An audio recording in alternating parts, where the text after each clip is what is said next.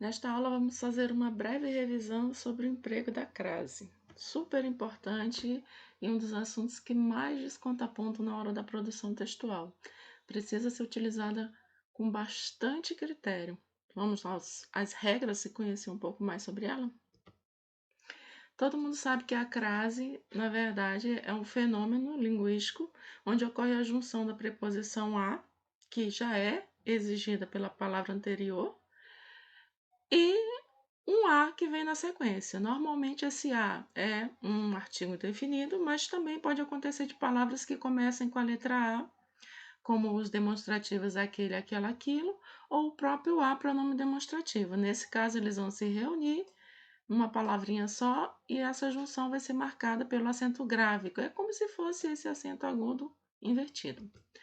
Quais são as condições, então? A regra geral da crase me diz que eu preciso de um termo regente exigindo a preposição a, ou seja, uma palavra que é transitiva com sentido incompleto e cujo complemento deve vir obrigatoriamente com a preposição a.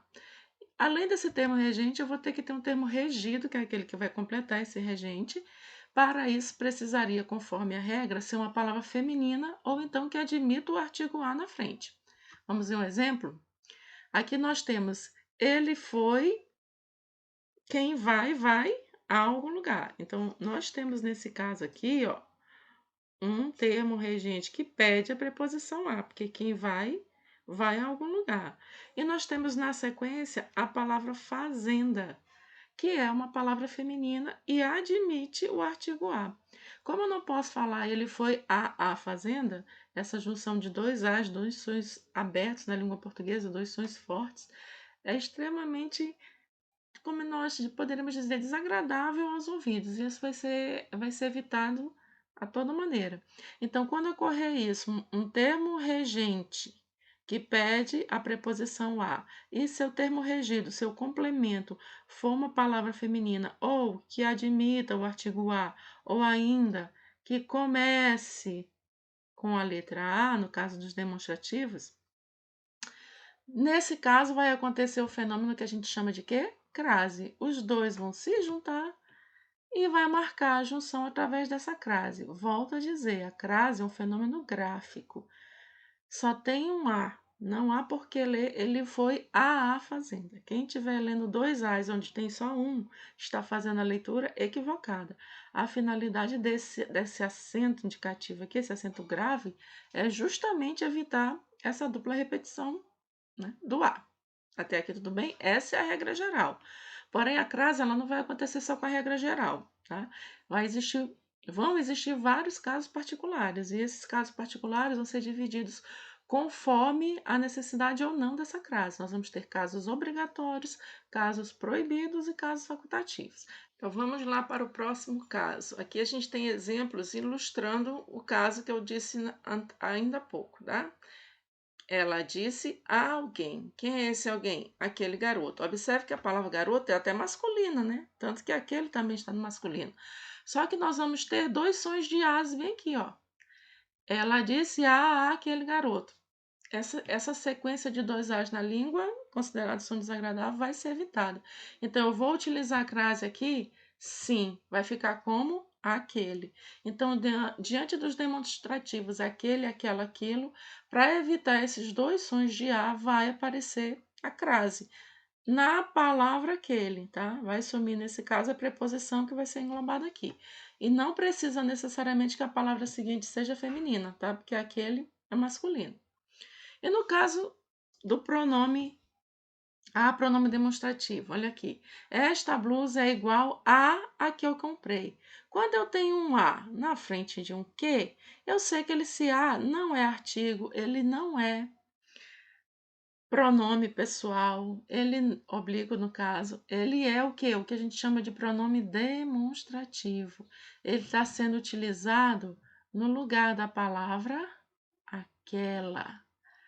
Essa blusa é igual a aquela que eu te dei. Muitas vezes eu digo é igual a que eu te dei. Esse a fica no lugar da palavra aquela, sempre antes do que. Então, nesse caso, dois as seguidos, o que é que vai acontecer? Também acontecerá a crase, tá? Vai haver a junção dos dois, porque quem é igual a.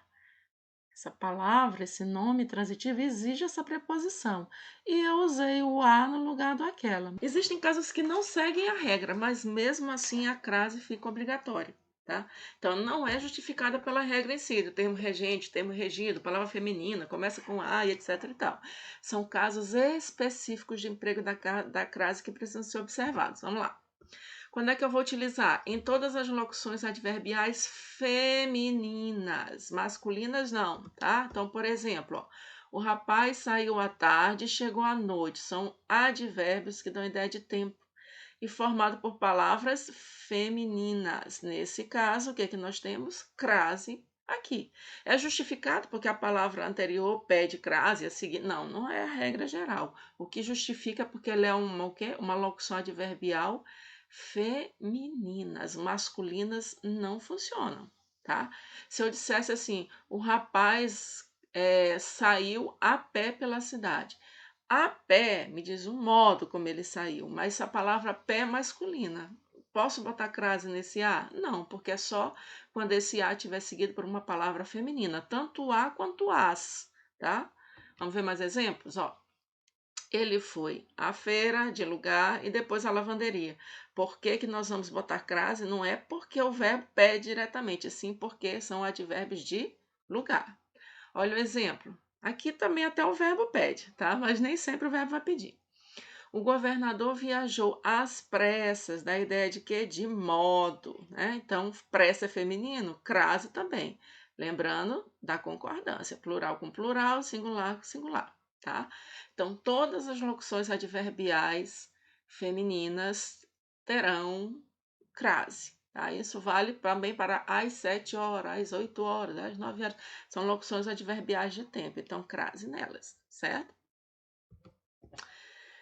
Observação. Antigamente, pela regra da gramática, quando eu tivesse locução adverbial de instrumento, era proibido empregar crase. Mas como se empregava com todas as outras, o que acontecia? A gente acabava empregando com essas também. Então, hoje já é facultativo.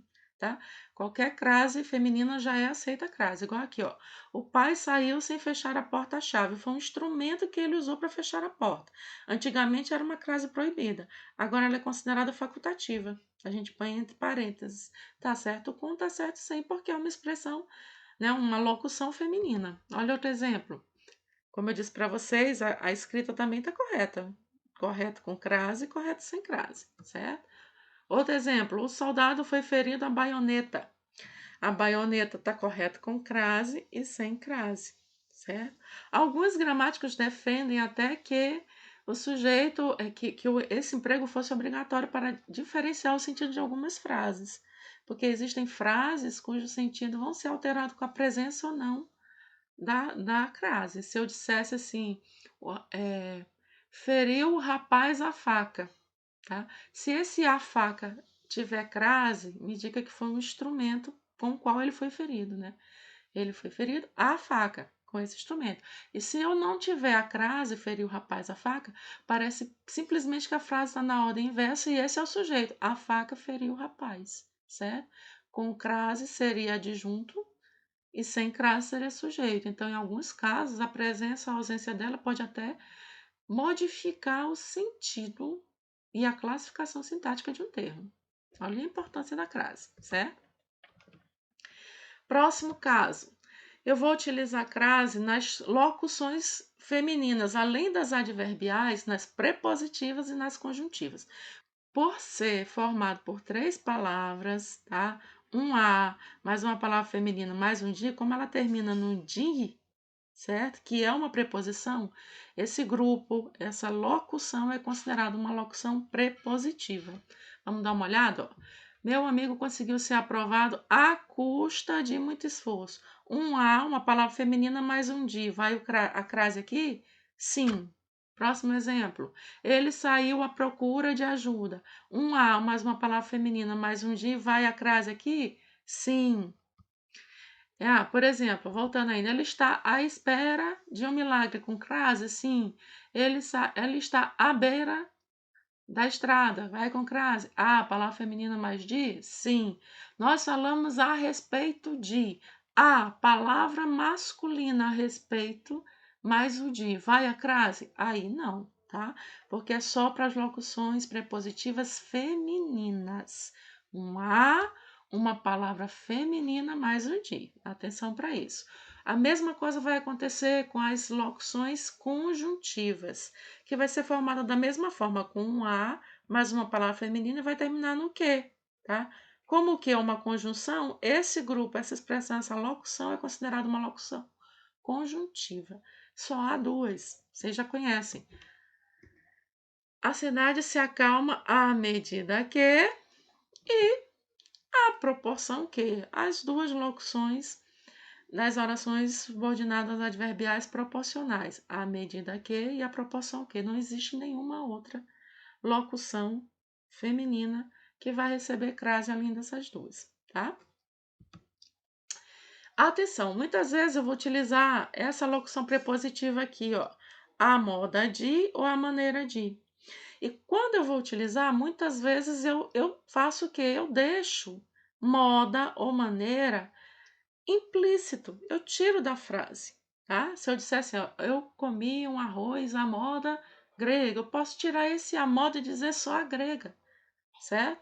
Mesmo assim, essa crase vai ser mantida? Sim. E aí eu tenho que prestar atenção que pode acontecer o quê? Dessa crase acabar sendo empregada diante de uma palavra masculina, que é algo proibido com relação à crase.